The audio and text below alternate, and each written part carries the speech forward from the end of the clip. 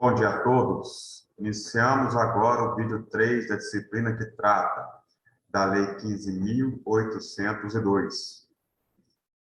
O capítulo 5 entra especificamente nas instalações e medidas preventivas que as edificações têm que seguir para evitar ou minimizar o incêndio e o pânico. A lei traz alguns exemplos, mas deixa claro que não é um rol taxativo, ou seja, o comandante-geral pode prever outras instalações e medidas através da aprovação de normas técnicas. Um exemplo disso é a norma técnica de segurança em áreas de piscina, que surgiu após constatar um grande número de afogamentos. Uma observação importante é que nem todas as instalações e medidas serão executadas, ou seja, as características das edificações é que vão dizer quais serão executadas. O capítulo 6 trata dos projetos de incêndio. O legislador destaca que os responsáveis técnicos têm que elaborar e executar os projetos, levando em consideração as normas técnicas do CBMGO. A regra não vale para todas as edificações, mas para aquelas que precisam de projeto. Não importando se são novas, se estão passando por reformas, se estão sendo ampliadas, nem se estão modificando a ocupação. O responsável deverá apresentar o projeto de incêndio. É importante destacar que a análise e a aprovação do projeto tem que ocorrer antes da obra. Caso contrário, há o risco de exigir a instalação de um sistema de segurança que já não é mais possível instalar, ou que a sua instalação seja muito difícil, o que vai gerar uma situação complicada para ser resolvida entre os responsáveis e o bombeiro. Por fim, o capítulo menciona que a análise do projeto tem prazo de 30 dias, podendo ser prorrogado por mais 30. O capítulo 7 trata da inspeção nas edificações e áreas de risco. Ele esclarece que o bombeiro pode ser provocado para fazer a vistoria.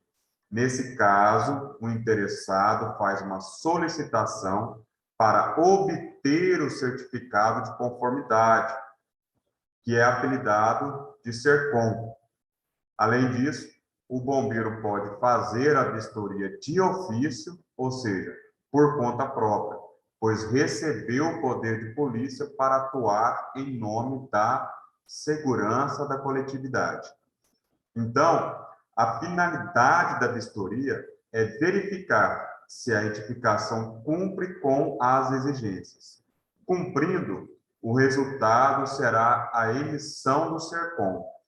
Em regra, essa autorização tem validade de 1 ano, mas pode ser cassada a qualquer momento, caso se constate que a edificação descumpriu alguma exigência.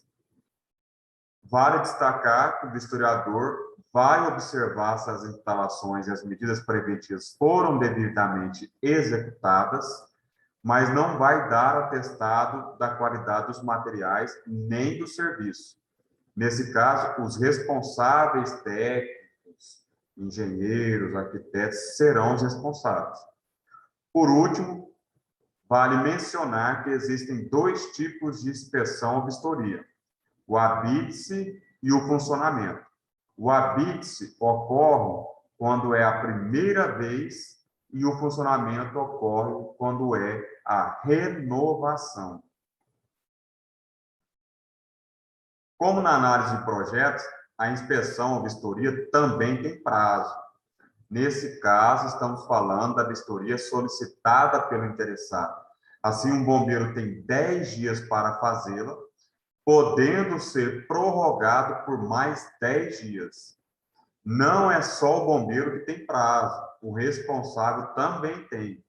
Caso o vistoriador fizer uma exigência durante a vistoria, O prazo para o responsável cumprir pode ser de até 30 dias, o que pode ser prorrogado por mais 120.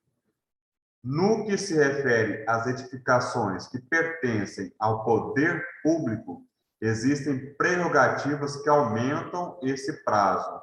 Uma observação importante é que, caso o responsável cumpra a exigência, deixando a edificação em conformidade com as normas, o bombeiro tem 5 dias para emitir o SERCOM, que também pode ser prorrogado por mais 5 dias. Uma observação importante é que, nesse tipo de prazo, a contagem inclui finais de semana e feriados. Entramos agora no capítulo 8, que trata da autuação. Ela vai ocorrer quando o prazo venceu e o responsável não cumpriu as exigências. Nesse caso, o bombeiro tem o poder, dever de atuar o responsável. Existe uma norma específica para tratar dessa situação, mas a lei traz algumas considerações, como no caso da confecção do auto. O legislador estabelece que é melhor confeccionar o auto no local. As infrações e as sanções têm que estar listadas para conhecimento do responsável. Ao final, ele tem que assinar o recebimento. E como é feito na hora e fora do quartel, pequenos erros e incorreções não invalidam o auto. Essas recomendações são para evitar o cometimento de abuso de autoridade. Caso o responsável, mesmo após a notificação, não cumpra as exigências, um procedimento administrativo poderá ser aberto contra ele. Ele será notificado e terá o prazo de 15 dias para se defender.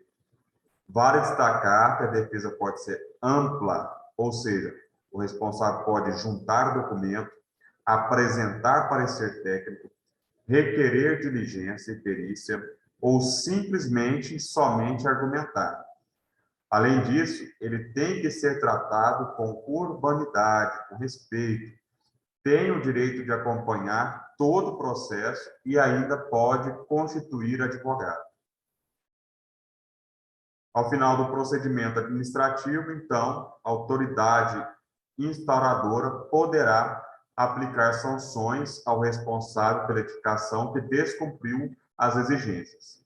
O capítulo 10 traz um rol de sanções a serem aplicadas. São elas: remoção, retenção ou apreensão de bens ou produtos perigosos, embargo de obra ou construção, interdição temporária, parcial ou total da atividade, cassação do SERCOM ou de credenciamento, anulação de aprovação de projetos e, por fim, multa. Convém mencionar que as sanções podem ser cumulativas, ou seja, é possível aplicar mais de uma sanção em um único caso. Como exemplo, podemos citar o produto perigoso armazenado de forma irregular, em que é possível aplicar a interdição temporária somada com a remoção e a multa. Estamos tratando das sanções administrativas. Isso quer dizer que o responsável ainda pode responder no âmbito civil e penal. Por fim, vale ressaltar que, em se tratando de uma situação de perigo iminente, como medida de segurança, a lei permite que as sanções sejam aplicadas no momento da autuação, com exceção da cassação do SERCOM e anulação do projeto. O capítulo 11 traz a aplicação das sanções. Ele estabelece que elas serão aplicadas aos responsáveis pelas edificações, sendo eles pessoas físicas ou jurídicas. As sanções não são aplicadas de qualquer jeito, ou seja, é preciso seguir uma série de critérios e a lei os previu em seu artigo 28.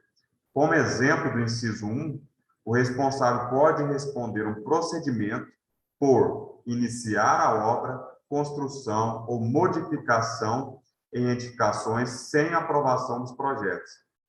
As sanções podem ser o embargo administrativo da obra ou construção, a interdição parcial ou total da atividade, a cassação do SERCOM e a multa.